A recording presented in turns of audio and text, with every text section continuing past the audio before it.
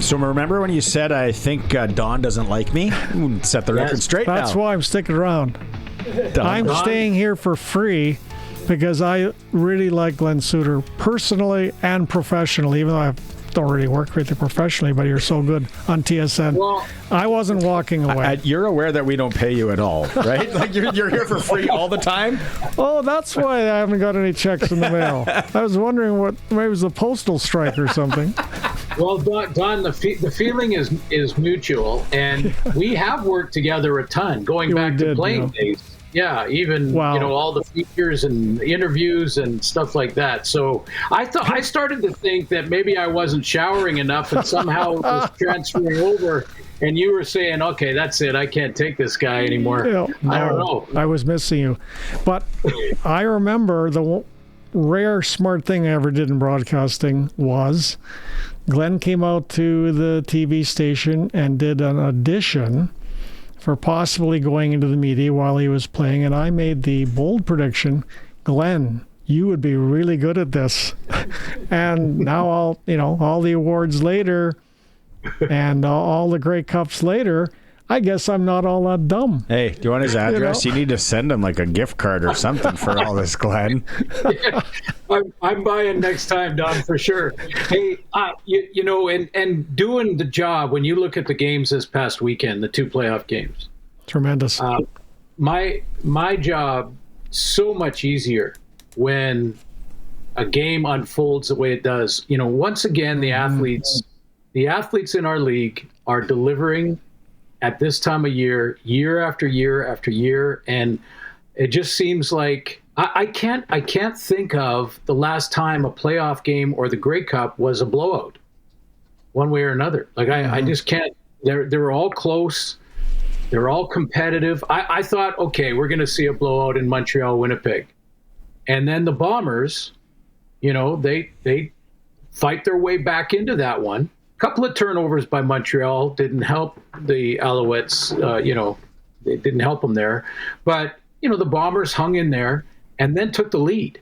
And I thought, that's right. This is unbelievable. The athletes delivered once again, and I expect them to this weekend because the matchups and the storylines are outstanding.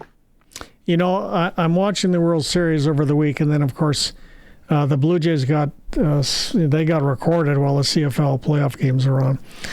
Watched it later, but I said to my wife, after watching all the Jays playoff games and then the 2 semifinals in the CFL, I said, it's weird to even say, but I forgot how absolutely entertaining the CFL is almost. Those 2 semifinal games were just tremendous entertainment. You were entertained for every second, Glenn, weren't you? Like, that product on the field is tremendous, and the commissioner is not changing Canadian football as much as people are claiming he is. He's barely changing it at all, in my opinion. It'll be a better game even than it is, but it's good as it is too. Speaking of that, who hit the goalpost this weekend? Somebody threw it and hit the goalpost. Caleros, did he not, Glenn? Yep. Yeah, Zach Caleros. Yeah, Zach Caleros hit the goalpost, and I thought Dwayne Ford's comment right after was somewhere Stuart Johnson is saying, "I told you so." That was good. Yeah. Yeah, great line. Hey, and guys, game 7.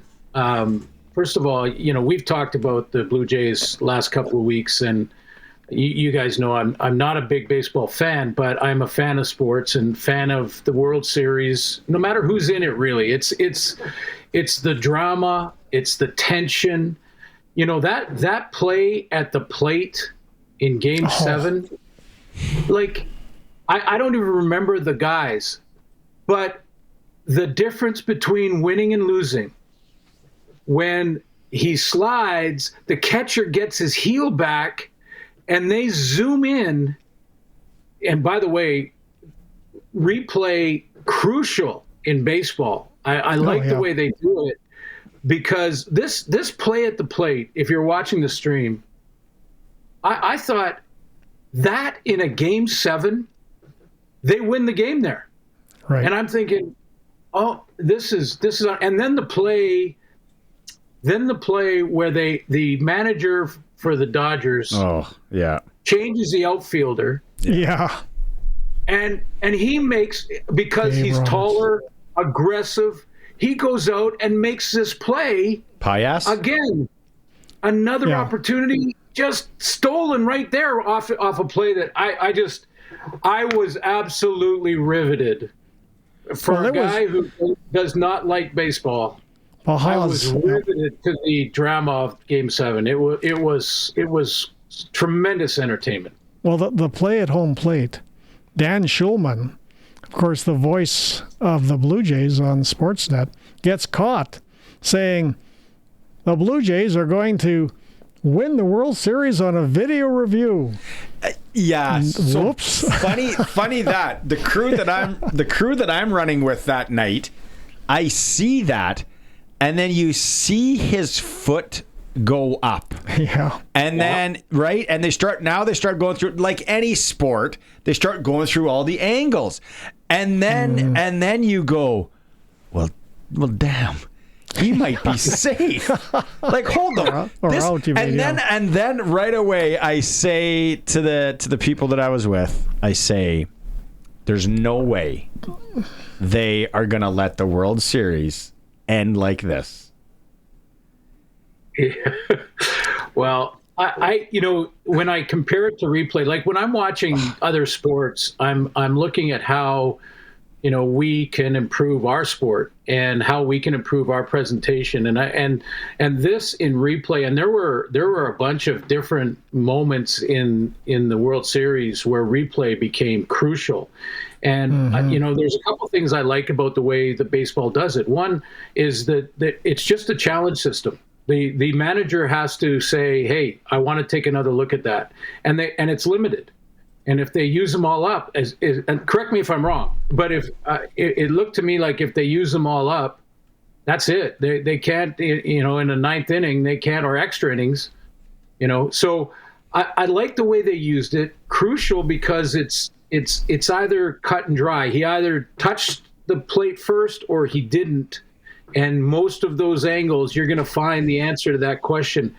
It's not replay in a subjective penalty, a penalty where two different people in the same room can look at the same play and have different ideas on it completely. So I think that's where we can learn from baseball in the CFL and tweak replay back to coaches have to challenge, and back to really using it more automatically on in or out of bounds, catch or no catch, touchdown or no touchdown, those kind of things. There were so many plays, and going back to the Yankees and the Seattle series, when I really became a fan, and I'm watching all this, it is mind-boggling how good the umps are. Now, there was a few challenges and a couple that got overturned, but the guy running to first base, and then there's that dramatic pause by the ump, and then he waits, and then he points or whatever. And I don't know what percentage the umps are batting on correctness. And I'm like, damn, how did he... Like, these guys are on that play at the plate, like the ump is right there and he's watching and he gets the call right. And I'm like, that is... And same thing with NFL, though, and we've talked about this before, Glenn, where maybe someday the CFL will get there, and I don't think we're asking for too much. To my old... situation, we got people living in outer space and eating out there. We can figure this out. Like, the NFL... They radio down. Like, you can see it. Every ref's got a fob in, and there's a close play, and they'll just give it that 10, 15 seconds where they'll huddle. For sure, they're getting it from the booth, guys. Yeah, Reverse I that. think so. Pick up those flags. Pick up those flags. Nothing on that play. Which helps. And then they just pick it up, and I'm like, that is it. It's almost the common sense. But you put 2 or 3 people in a room with a bunch of cameras, us right here. Even we'll throw Coulson in. We could figure it out. Give us the gig on Saturday. By the way, Major League Baseball next year, now they allow 2 challenges per 9 innings, but you get an extra challenge per extra inning too. But next year, for the first time in baseball, it'll be interesting. For the first time ever, you can challenge a ball or strike. Well, that'll be interesting next year. That's interesting because that may slow it down. Now all of a sudden I'm a baseball expert, but okay. Free agency, Houston Astros free agency this offseason, Glenn. What do you think? Yeah. I couldn't even start there, buddy. No, but to your point on replay, there is some real-time discussions happening between the replay center in the CFL and the on-field official. There are times when there's an offside, and the on-field official will wait a split second to see if the guys can take a quick look at the replay to see if it was defense that moved first or offense. So there is a little of that, Barney, but I know That's exactly good. What you mean. And here's the other thing in comparing the two, officiating in the NFL compared to Canada. The automatic ones, the rules that you can see blatantly, the guy knows this, they execute the call much faster on average than we do, and that's something I noticed being from the TV angle. Sometimes our officials will walk around for 30, 40 seconds. And I can say this because I've actually timed it. I've watched an NFL game, timed from the time I see the penalty flag font to the next snap. And it's night and day different on average how quickly they get that executed down south. So I think that's something that we can work on. It has nothing to do with good or bad refs in our league. We have great refs in our league. But we need to hurry the process. Let's go to the West semi last week and a tight one. Obviously, BC prevails. They're rolling into here. What jumps out to you on that game, Glenn? Well, I thought Calgary's defense deserved better. I really did. I thought that Calgary probably deserved to win that game. And that's, again, the beauty of sports. When you have to you hang in there sometimes and you have to make one play in clutch time, and the Lions did that. But, you take away the Robert Carter Jr. Kick return touchdown and the fumble deep in their own end from Calgary's fumble that set up a field goal. That's 10 points. The Calgary defense allowed 23 points in that game.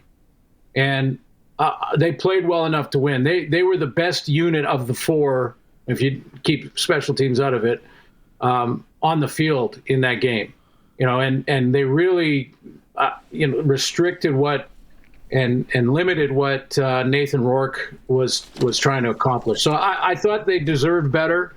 I thought Calgary probably should have won that game, but that's what we love about pro sports. I mean, make one play when you have to, keep it close, get down to the fourth quarter.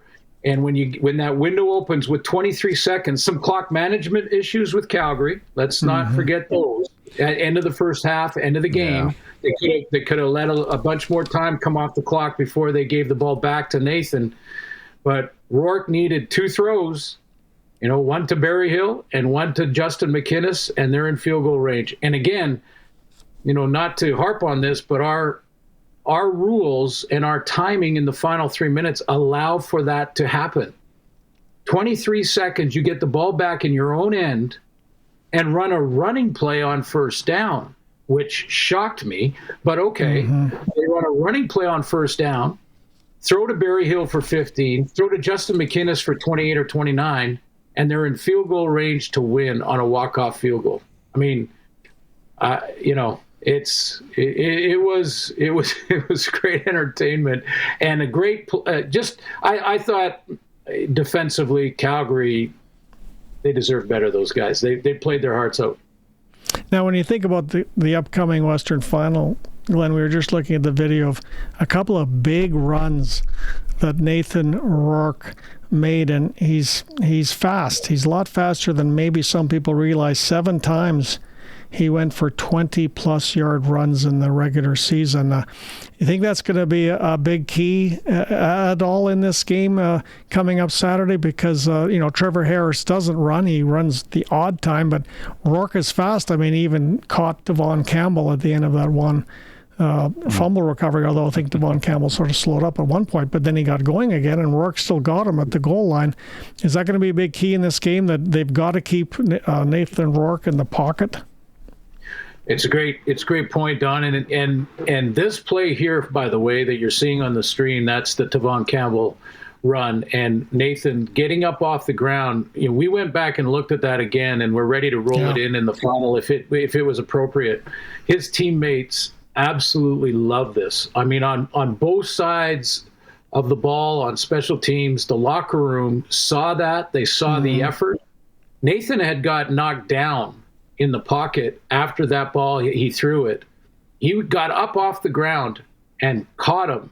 And he still scored, and it didn't count and all that. But this effort is huge for his teammates. So having said that, to your question, Don, it absolutely is. And it is a key whether Nathan Rourke runs or not. In other words, the threat of him running. You remember the 70-yarder against Edmonton when Tyrell Ford couldn't catch him? He was running ball in hand, 70 yards, and Tyrell Ford, who ran, I think, a 4.29 or a 4.3 at the combine, didn't catch him. Right. Without the ball in his hand. So the game plan for Corey Mace now has got to include how they're going to deal with Nathan Rourke running. And that could be twofold. It could be careful containment and rush lane integrity by the D line. Mm-hmm. If you're just going to go for, you better be in your lane, because if you open one up, he's going to take it. Or you could spy with a linebacker or a D lineman, and now you're taking really one guy out of the pass rush possibly, or the drop area. So you spy whether or not he runs either way. Calgary has done that in the regular season against them. So Nathan Rourke might not run at all in this game, but it's a factor because Saskatchewan has to prepare for it. They have to be ready to try to keep him in the pocket, try to collapse the pocket rather than, do the one-on-one, get crazy kind of pass rushing. Got to collapse it together, lane integrity, and don't let him escape. And if he does, boy, you got to rally to him, because you're right. He can run.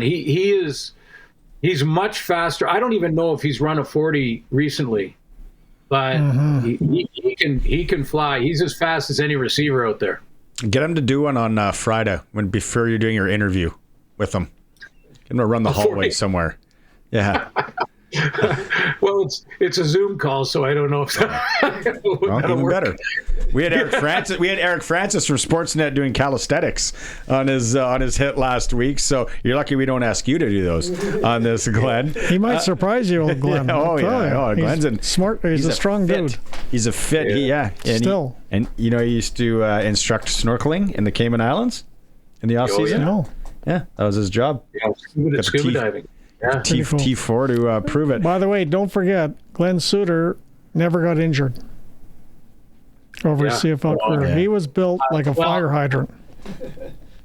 Well, Don, I was injured a few times, but I never missed a game. Yeah, that's true. There were a few times, like right now in the 4 playoff teams, there are injuries that we don't know about. Oh, yeah. By the way, the Riders, I just looked at their injury list. I know you guys have talked about this already, but Dante Myers, Sam Emelis available, Philippe Gagnon. I mean, I don't know if you insert him when he's missed as much time, but Trevon Tate, Marcus Sales, your guy, Tommy Stevens is healthy and full at practice today. CJ Rivas, Robustelli, Mike Rose, all those guys available to coach. So, that is really good news. You're watching the stream. There you go. I mean, you just look at Sam Emelis and Dante Myers by themselves. I think you guys mentioned earlier in the show the deep threat that both of those guys can bring. And if you got a guy that can blow the top off a defense like Myers can, like Emelis can, the threat of them doing that can change everything in a positive way for your offense, because it keeps the high players deep. They are not allowed to cheat, because if they cheat, Trevor will throw it over their head. So that kind of speed in your lineup, crucial. Mike Rose, massive. And then because I know we'll talk more about it Thursday, but I'll bring up the discussion on Brett Lowther, who is healthy in practice today and went full. and Michael Hughes, who that ball was snapping off his foot Right. in that one game he played. So has that been a discussion in Saskatchewan, or is that to bed and it's Brett? We discussed it earlier in the show. Barney thinks Lawther will be kicking for sure. Oh, by the way, apparently at the end of practice, Coach Mace mentioned Keyshawn Johnson is still a possibility to play, which would be Keyshawn huge. rolling. What's Sorry, that? Don, but Keyshawn was still not practicing today, according to the report. And Roland Milligan, Shane Ray, those are the three guys that weren't of note. But yeah, if Keyshawn's available, then there's decisions to be made there by a coach. Huge. Good ones. Yeah. I don't want to go too far because we have Thursday to talk, but I want to get your take on the East. And for a while there, I was watching it in and out, watching a hockey game, doing some yard work, figuring it out. And then all of a sudden, I think it was Luke Mullender who was like, he woke up from a nap and Winnipeg was leading. And that's true, though. That's what it was like. It was like, whoa, here we go. All right, everyone wrote off Winnipeg. They're back. That East game was wild at times, Glenn, as well. Well, absolutely. And, I mean, a team that has been to the championship 5 times in a row is not going to lay down. And I didn't expect them to lay down. I thought there would be a bigger second half. And this is the effect that turnovers have, especially in a playoff game. There's been many players when I'm covering these games that have come up and asked, especially young players that haven't been in a playoff game before, and asked, what advice would you give me? And I always say, what happens in the playoffs, it just feels like the game goes by so quickly. You just when you get that opportunity, you have to capitalize because it goes by so quickly. And 2 turnovers in a row by Montreal, and Winnipeg was right back in it. So that was just sort of, we're way ahead, little bit of lapse of concentration, not securing the football, and there's another one on the feed right there, and you give the ball back to Zach, and he's going to put the ball in the end zone. So, I mean, this is a good Montreal team. Don't get me wrong, but the playoffs are a different beast. It's the same timing as the regular season on the time clock, but boy, it doesn't feel like that when you're out there. Everything is so intense, high speed, physical contact, getting after it. And if you miss one tackle, that might be the tackle. If you have one bad penalty, that could be the play that is the one that crushes you. If you go back to full circle here, guys, Game 7, a heel, a fraction of an inch on home plate is the difference between winning a World Series and not. That's how close these things are, and you have to think that way. I heard you guys earlier talk. I thought it was a great discussion on does it feel different with Corey Mace in the locker room going into a West Final than it does for a regular season game, and it absolutely should. And it doesn't mean you change your routine, but you need to know the sense of urgency that's going to happen the moment you kick that ball out. Yeah. Okay. We get to tee it up on Thursday. Thanks for sticking around. Thanks. I can leave now because Glenn's leaving, so I can leave. You guys all good? No one knows anything? You guys, no one smells or whatever you guys are talking about? You guys are all good? Yes, I hope so. After that intro, I'm buying dinner, Don. You just tell me where, and I'll pick up the tab. I'll see you at McDonald's at noon. Costco hot dog. Hey, that's a good meal. That is. I just saved you. Underrated. The soup is the meal, Barney. The soup is the meal. All right, Banya. I gave you a sport coat or a suit, whatever it was. Yeah, that's so good. All right, talk to you Thursday, Glenn. Thanks, okay, thanks, guys.